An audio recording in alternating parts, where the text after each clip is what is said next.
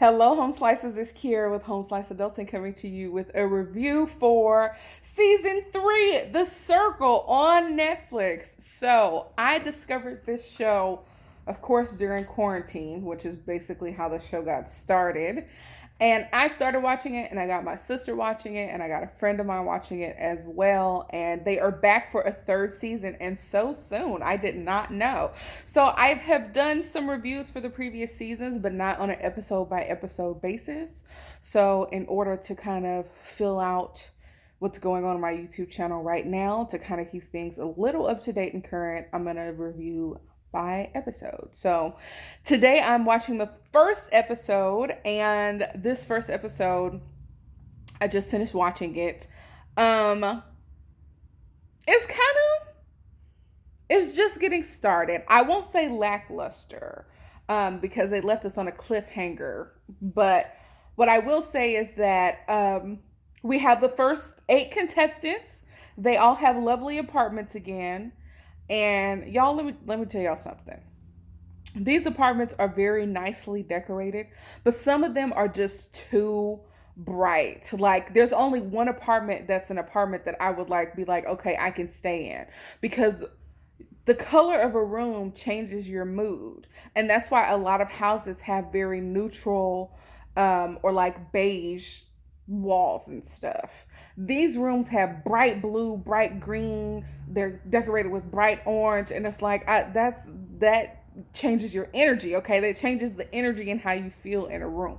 I need a room that is more cool and neutral with some accents of popping colors, like little accents over here, a throw pillow, a rug, something that has an accent of a big bright color, But these are just, the whole room is an accent, okay? But anyways, let's get started by talking about these 8 contestants. So the first person they have up is Calvin. Calvin is 30 years old. He's a nice looking personal chef, and he is portraying himself, right? Let's see who else we have. Next, we have a guy. I don't remember his name. But right now he's the only person that's technically catfishing. He's portraying somebody who is not himself. I don't remember his actual name, but he's portraying somebody named Ashley. Matthew. His name's Matthew. Got it. Okay. So we have Matthew. He is a gay personal trainer, and he has a great body. And apparently on Instagram, he is very fitness oriented and very in your face, um, outspoken, loud, that type of thing. And he thinks that does not come across, or that wouldn't come across well on The Circle. So he is using his friend's photo, a girl named Ashley, to portray a more down-to-earth, lovable character. So one of the issues that I have is with people who catfish the opposite sex. Why are you setting yourself up for failure? Like, if you catfish with somebody who is the same gender as you, or shares the same gender identity, then that allows you to have shared experiences. When you do something that is very, when you catfish with somebody who is not the same gender identity as you really get mixed up, especially if you identify as a male, because a woman's experience is so different. If y'all remember from the first season, there was a really creepy, almost sociopath guy named Seaburn who was using his girlfriend's photos to catfish people. And he would say stupid stuff like, hey, what do you ladies think of that gay guy? And it's like, he's obviously gay. We're not into him. So he wouldn't pick up on cues. He would say stupid stuff like, when I'm on my period, I only get cramps on my left side. Like, what? It doesn't make sense. So yeah, I think Matthew is going to be found out fairly quickly. Um, so yeah, let's go ahead and get him up out of here. Let's see who else. We have Kay. Her real name is Keisha, but we're gonna call her Crazy K. Right off, I like her. Oh snap! Hold on, y'all. What the heck just happened?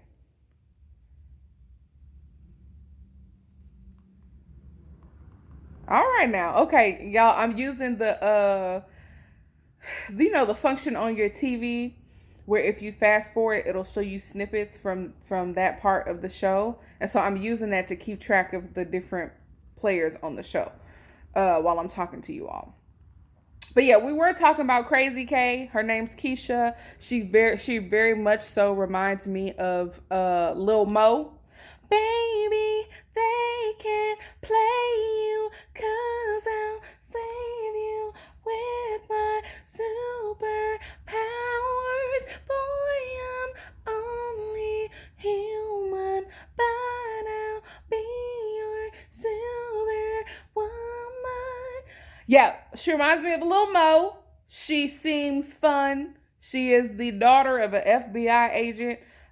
She feels like her BS meter is off the Richter. So she feels like she'll be able to weed out different people. She seems very cool, very down to earth. And apparently other people feel the same way because she gets voted as an influencer, but we'll talk about that later. Next up, we have Michelle, who is a 52-year-old white lady from the South. She seems very fun. She seems to be very vibrant, and her goal is to be the mama of everybody. And so here's the thing about that. If everybody else on the show is at least 20 years younger than her, virtually everybody on the show is at least 20 years younger than her, it can feel awkward, I'll say. And what I mean by that is when you have people who are in a similar age group, they feel some type of like kindredness. And so having somebody there that's older and that is portraying themselves really can feel like this person is your mom. And that means that certain conversations or things like that either won't happen in her presence, or people will have conversations outside of her, if that makes sense. So I feel like she may be excluded at some point from some of those conversations, which may lead to her lacking popularity. And on the first day, she gets voted least popular. So maybe there's some truth to that. But I do like the idea that they are including diverse people, people from different races, people with differing abilities, body types, all ages, all that jazz. So go ahead, inclusivity. Moving on, we already talked about Kay. Moving on, we talked about this guy, Matthew, who is catfishing as Ashley. We talked about Matthew already. Let's see. Calvin and Kay seem to be kind of hitting things off. They do a little side chat or whatever and start building a friendship / alliance. So that's cool. That's cute. We have Roxanna, who is an Indian American woman who has something plagia. Oh, and I had it in my mind. Dang. It starts with an A. But she has some type of disease or syndrome that causes dwarfism. And so she is a super cool, like she's a wife and a mom. She seems like a cool person, very chill, very proud of who she is as an Indian American woman. And she seems very nice. Like even when one of the other members of the circle kind of shaded Kay, she kind of came in to the rescue and said something nice. So she seemed very nice, very down to earth, very family oriented. But she got put at the bottom too. She got put at the bottom as well. And I think one of the things that people on the show have to really think about and realize and strategize around is that when you think about the circle, it is like a microcosm of social media. And the way that people interact on social media is really like genitals first.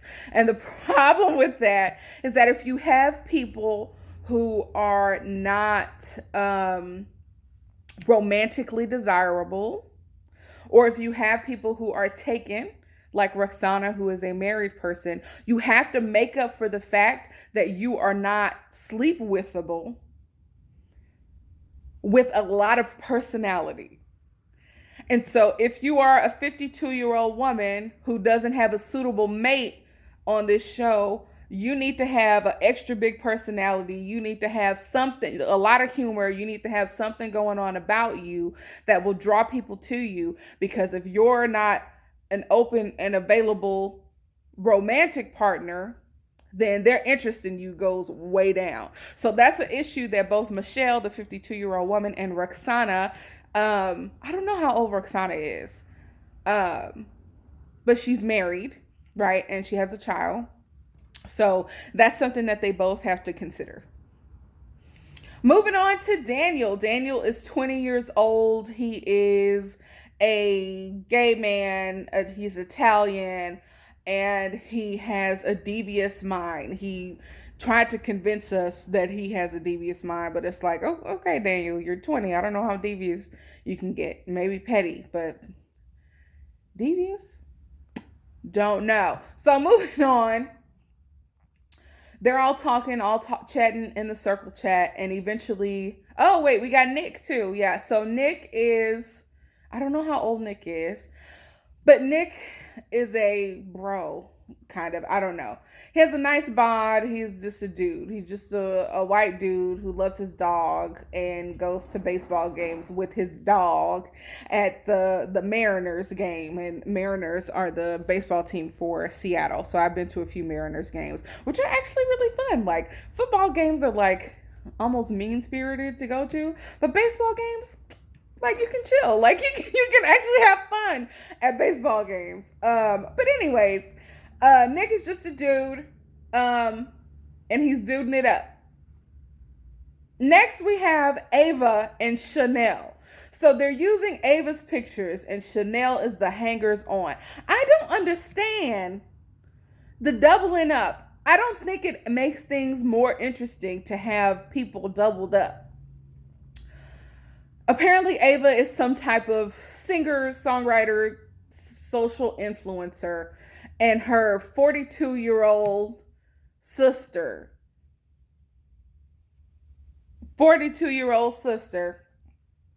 Jesus, is like her social media manager.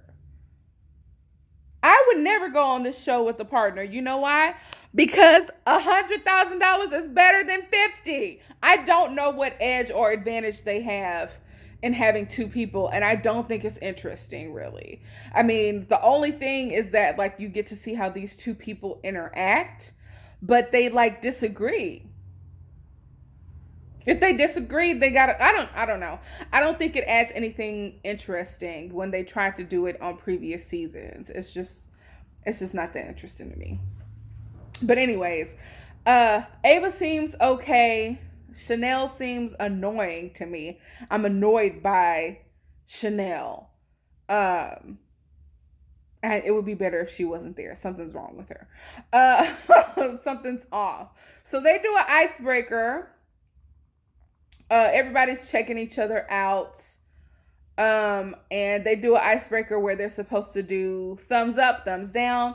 Oh, also they have avatars this time. So I think the avatars are kind of cool. That's a new cute little, twist or whatever. So we have them do an icebreaker together, and they're supposed to do thumbs up, thumbs down. They get these cute little foam fingers about certain things that, are going on. And so, and the first question is like, if no one ever finds out, I would cheat in a game to win. And everybody does thumbs down because they don't want to be perceived as a person who would cheat to win, even though all of them are pretty much willing to cheat to win in this game. So everybody up in their line. Okay, next is the question about, is it better to marry for looks than to marry for money? And I think it was two people who said that it was better to marry. It was Calvin and Ava, I think, that said that it was better to marry for, or that it wasn't better to marry for looks than to marry for money. In my opinion, marrying for money makes more sense than marrying for looks. Looks go away, okay?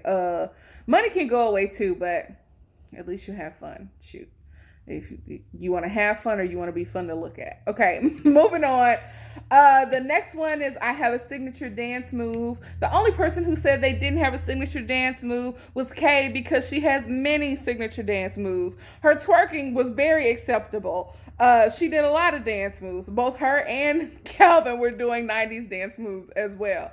So we got to see them dance a little bit, which was fun. Daniel was twerking upside down on the wall. So that was a fun question to get everybody up and moving and doing their dance moves. Even Michelle was getting down a little bit. I was like, go ahead, girl. Okay. So, yeah. So that particular question comes back to, bite K a little bit, but we'll talk about that later. Okay. So the last question, I think, is like kissing dogs in the mouth, kissing dogs, uh, kissing dogs in the mouth, and half of them say yes, half say no. First off, kissing dogs in the mouth is disgusting. I have a dog, and if he ever tries to lick me in the mouth and he catches me, it's always an accident. I'm never like, hey, kiss me on the mouth. It's never intentional. But dogs be licking they wee-wees and they BBs, and they be eating feces. Not my dog, but dogs do be out here munching on poop sometimes. Dogs have nature mouths, okay? And it's not natural for them to kiss me in the mouth. My mouth is a little bit more protective. I'm a little more selective about what goes in my mouth. So no dogs kissing in the mouth. And so, interestingly enough, Michelle is a 52-year-old woman with 2 dogs in her profile photo that don't be kissing her dogs in the mouth. Who knew? And so that is something that completely did not gel with people, and which is one of the reasons why she got voted down to the bottom, because they do not believe that she, who has 2 of these cute little tiny dogs in her photo, do not be kissing them in the mouth. It is a little hard to believe, but when you think about the situation they're in, the fact that the only way they can get to know each other is through basically a text message app, they really can only go off of the profile photo. And they're like, okay, that don't match. You got these 2 dogs, and you don't kiss them in the mouth. Which is unfortunate that such a small, minute detail is something that kind of caught Michelle up. But moving on, they all start talking about it afterwards, and somebody was like, well, the craziest thing about that game is that Michelle with the 2 dogs don't be kissing nobody in the mouth. And next thing you know, everybody else chiming in like, yeah, I thought that was weird too. And then Michelle was like, they be kissing their butts. I'm not finna kiss them in the mouth. And even though that's a valid point, they still didn't understand, particularly Chanel. Chanel is a hangers on, okay? And I don't like that. I don't like it. Ava seems young and capable enough to manage her own social media. Why you hanging on, Ava? Chanel? Something's off about Chanel, y'all. I don't get a good feeling about her. I'll just say that right now. So yeah. So a lot of people still aren't making that happen. Oh, the other thing, okay, one of the other reasons I don't like Chanel is because Chanel threw some shade at Kate. Okay, and she was like, well, I'm glad to know that almost everybody got a signature move. And Kay was like, oh, that's shade. I recognize that as shade, okay? And then Roxanna comes in with the save.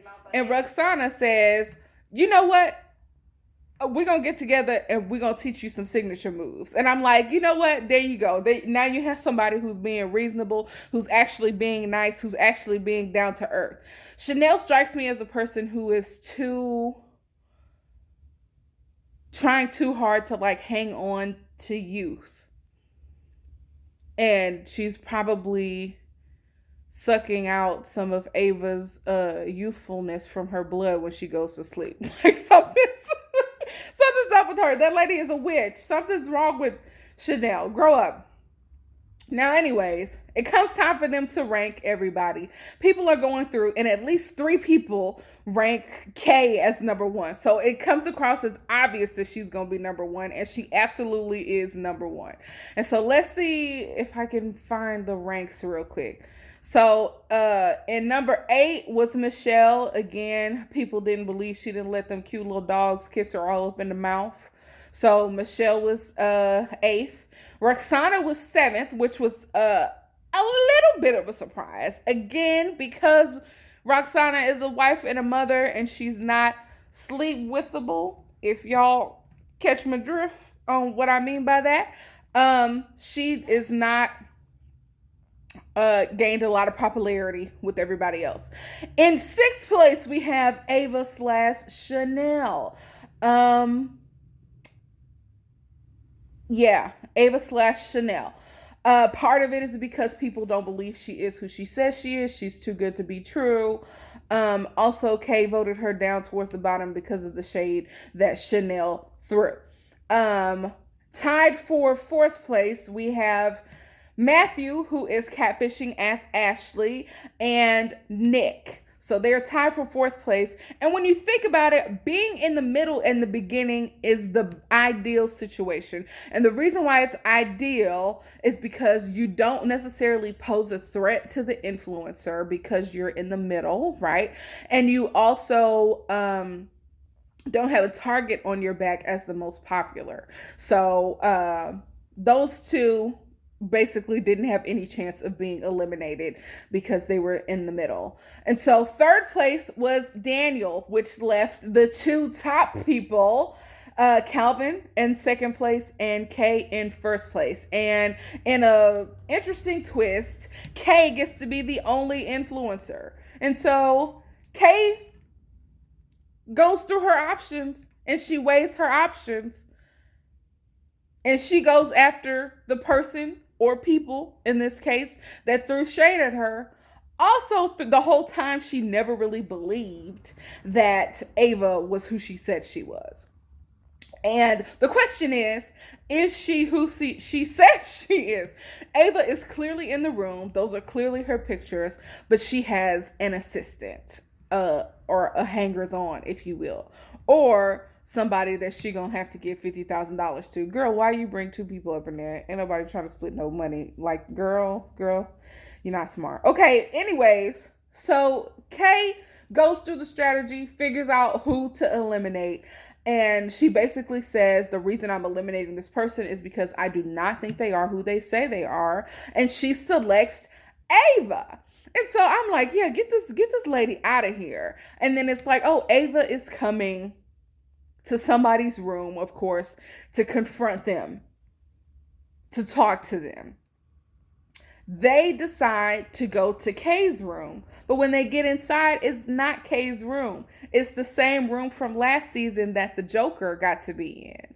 Next thing you know, the circle pops up saying, we're going to give you a second chance, but you got to commit identity theft. And now you have to be you have to clone somebody's identity.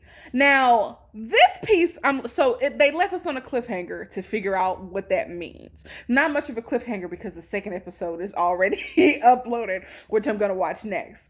But the issue is, if they clone somebody and they get to be, I don't know what that means. Does this mean that they get to snoop on those person's interactions? Or does it mean that if I say circle chat, talk to Roxanna, and they decided to clone Roxanna's profile, would I be talking to the real Roxanna? Would I be talking to the clone Roxanna, which would actually be Ava and Chanel? Would I be talking to both of them? I don't know. How is this going to work? This is a twist, but we'll see what happens next. Thanks, y'all, for watching. Let me know what y'all think about this particular episode of The Circle. Peace out, home slices.